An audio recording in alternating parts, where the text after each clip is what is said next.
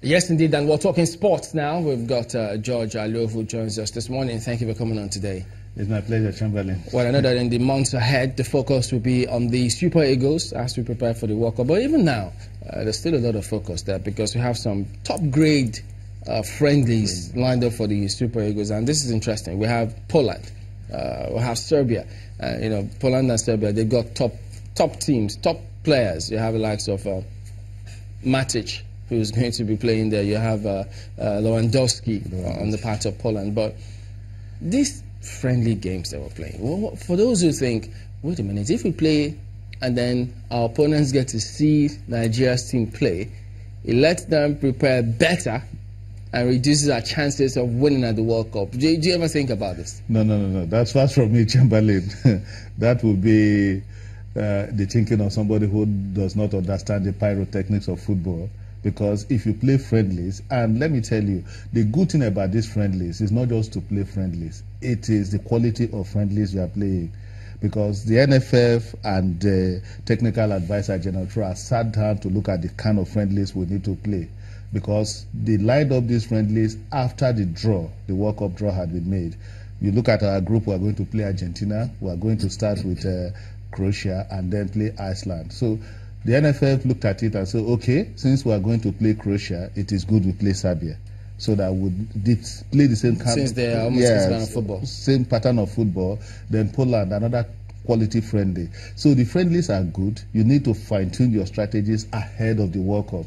The more you play, the better you organize you are going into the World Cup. So the friendlies are good for us. The first one against Poland, 4 days later we'll play Serbia. Quality friendlies. I just hope that the NFF will continue with the program.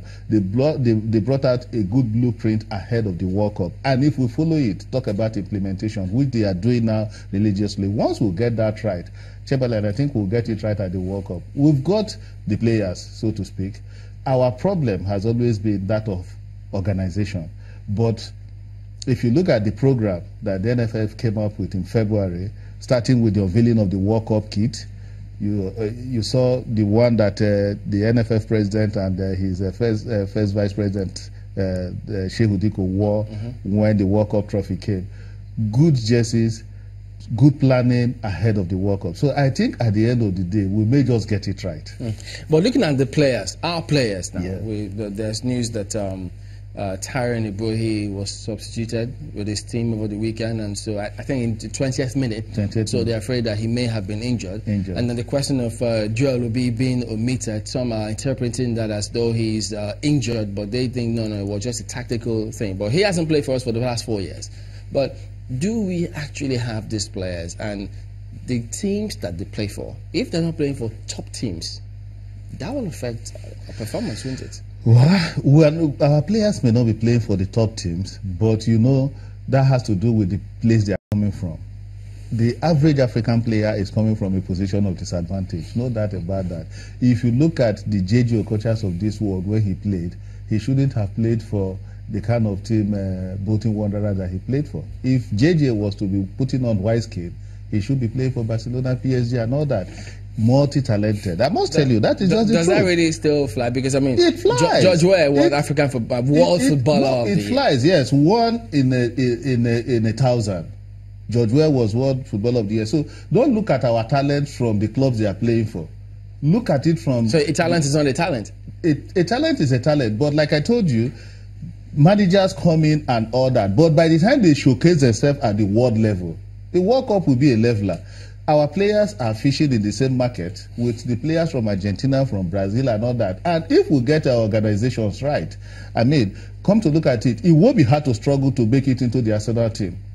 But let's talk about, when you say struggle to make it into the team, the area of delivery on the wings they play, how's that been so far, from what you've seen? From what I've seen, I think, okay, you talk about... Using Iwobi, for instance, the last game he played, he was considered the worst player in that team. But Arsenal has been poor, not just Iwobi as a player. Why is he blaming Ahmad Iwobi? Arsenal has been poor, yes. The game they played yesterday, for instance, he showed himself okay in that game. But when I'm saying delivery, how would you say the team the Nigerian team. Them now being individual in different clubs. How would you say their delivery has been? And that is where the friendlies come in. Kelechi, we were worried about him. He's coming on strong. Really? Yes, he's coming on strong in Leicester. We were worried about a few other players. They are all getting it right. And the good thing is that our technical advisor is going into these teams, talking to these coaches and making sure. Look at what he's doing with Uzoho at the background. He may end up being our first choice at the World Cup. The goalkeeper. Very good goalkeeper. And they are working on him at the moment. Is it likely to be? Because there are those who are saying, well, no. If you look at the three goalkeepers, it's obvious that Uzoho is going to be our first choice. It's obvious? Yes, it is obvious because he's got the exposure. He is playing in the top league in Europe, playing in La Liga. His team may be... but it's a lower league. Yeah, it doesn't really matter, but he got the exposure. If you ask me, if you compare him with Daniel Akpeyi, who most Nigerians are not comfortable with, and then Ikechukwu Ezenwa, who is on the home front. So I think Genotra is looking at Uzoho being our first choice, and he's working on that. But he said, though, that is not a done deal. Yeah, it's not a done deal. They still need to prove themselves. No doubt about that. You know, looking at the strengths of the Nigerian team going into the World Cup, and also one of our biggest opponents from the early stages, Argentina. When you begin to look at our players like Messi, Aguero, Di Maria, Dybala. These are big names. No, because when you hear those names and then you begin to see the earthquakes. If you look at the pairings, we shouldn't even be bothering ourselves about Argentina.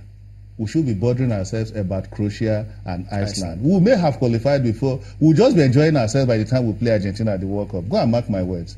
Because our first game is against Croatia, we need to take that game. The moment you take that game and you take the game against Iceland, you now use the Argentina game to consolidate and prepare for your second round game. Yes, that's what I'm saying. You need to take those games. The moment you take the game against Croatia, very crucial. And that is why it is good that we're playing Serbia. You know, I want to be optimistic as much as possible because we've had a guest also discuss on this very World Cup. And he believes that we're taking the World Cup back. We're bringing it back home. No, that's what he says. Do you share those sentiments too? That would be being too ambitious. Let's be realistic. But our challenge should be to get at least to the quarterfinals. And if possible, not to leave the group stage first. Even if we don't top the group, like I said, the important thing at the group stage is to qualify. You're confident that we'll get through the with group this stages. team, with the planning we have in place, with the kind of organization we have, I see us. See, I was in Brazil for the World Cup. The major problem we had in the game against France was the fact that we were sharing money all night. We had all the opportunities, but these players were agitated. They shared money all night, and by the time they went into the party in that game against Brazil in Brasilia, well, the players were factored.